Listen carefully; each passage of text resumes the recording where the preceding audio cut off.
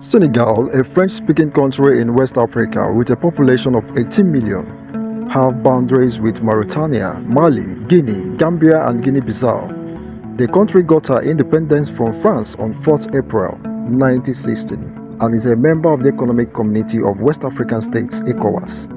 Senegal has enjoyed a stable government and civilian rule since gaining independence. The political development currently in Senegal has continued to excite young people in Africa and attract reactions from world leaders and political commentators, with the emergence of Bassiru Diomaye Faye as the 5th president of Senegal. Devant Dieu et devant la nation sénégalaise, je jure de remplir fidèlement la charge de président de la République du Sénégal, d'observer comme de faire observer scrupuleusement les dispositions de la Constitution et des lois, de consacrer toutes mes forces à défendre les institutions constitutionnelles, l'intégrité du territoire, l'indépendance nationale et de ne ménager enfin aucun effort pour la réalisation de l'unité africaine. Je vous remercie.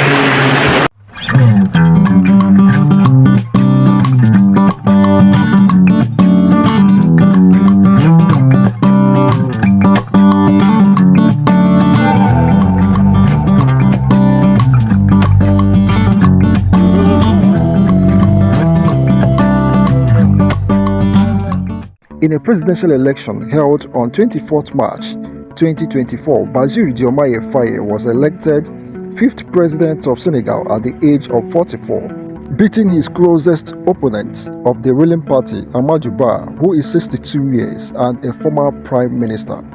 Faye won Senegal's presidential election just 10 days after being released from prison, polling 2,434,751 votes against his opponent Amadou, who pooled 1,605,086 votes.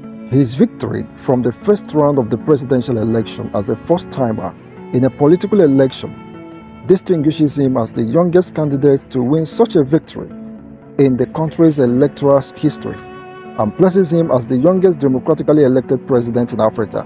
He replaces the outgone president Macky Sall, age 62, who wanted to truncate the electoral process but was met with wide criticism and protest from the citizens of Senegal, who were determined to uphold the democratic values of their country.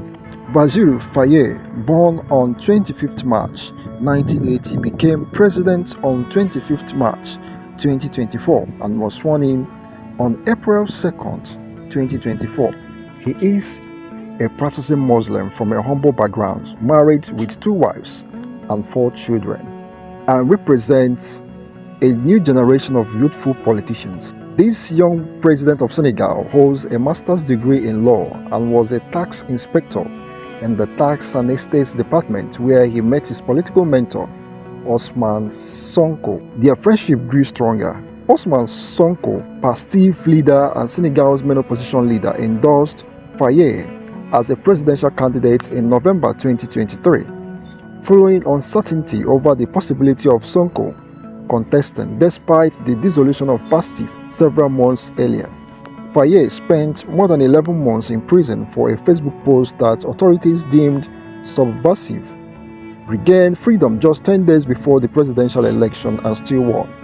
Before the election, the ex-tax officer released the declaration of his assets and liabilities since October 2027 to show transparency. In a publication released on March 22nd, titled Heritage Declaration of the Candidate Bassiru Diomaye Faye, he said he owned a house and a land, while his bank accounts totaled roughly $6,600. In addition, he said he owned 2 vehicles, a 2012 Ford Focus compact car and the Ford Explorer Platinum XUV, and were acquired second-hand in 2019 and 2022. The inauguration of Bassiru Faye on April 2nd, 2024 in Dakar, Senegal, was graced by notable African leaders, including the chairman of the Economic Community of West African States and the President of Nigeria, Bola Ahmed Tinubu, President of the Republic of Sierra Leone, His Excellency Julius Bio, President of Gambia, Adama Barrow, among others. Some world leaders sent in their congratulatory message, but one caught our attention. It was from the President of Ukraine, Zelensky, who wrote on his X handle, formerly known as Twitter, "Congratulations to Diomaye Faye on becoming the President of Senegal. We value Senegal's commitment to democratic development and the rule of law, which are principles that Ukraine is currently fighting for. We are prepared to work together to begin a new chapter in our bilateral relations. I invite Senegal to join efforts in implementing the peace formula, which is gaining universal value as a tool for restoring global respect for the UN Charter, as well as the humanitarian program Grain from Ukraine.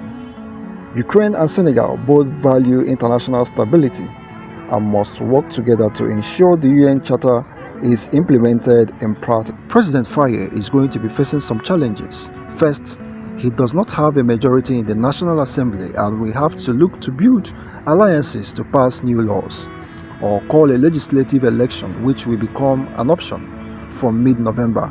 The biggest challenge will be creating enough jobs in a nation with 75% of the 18 million population is aged under 35 and the unemployment rate is officially 20%. Immediately he was sworn in as president, he appointed his friend and mentor, Usman Sonko, who is 49 years old, as the Prime Minister of the country. And 3 days later, Sonko announced cabinet appointments made up of 25 ministers and 5 secretaries of states, with 4 women occupying the Foreign Affairs, Fishery, Family, Youth and Culture ministries. The radar is going to be on Faye's government to see how his policies and programs are going to impact the common man on the streets, tackle the issue of unemployment and economic instability in Senegal. If he must succeed, he must show political will.